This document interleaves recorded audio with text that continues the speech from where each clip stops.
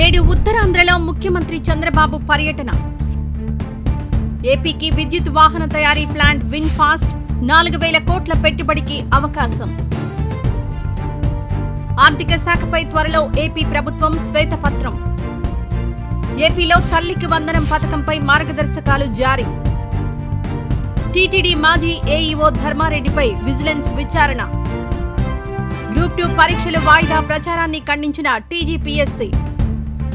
తెలంగాణలో భారతీయుడు 2 cinema ticket ధరల పెంపు. ఆస్ట్రియా పర్యటనలో ప్రధాని మోదీ ప్రముఖులతో భేటీ. 3వ టీ20లో జింబాబ్వేపై టీమిండియా ఘన విజయం. ఈ వీడియో నచ్చితే లైక్ చేయండి, షేర్ చేయండి. మరింత సమాచారం కొరకు మా ఛానల్ను సబ్స్క్రైబ్ చేయండి.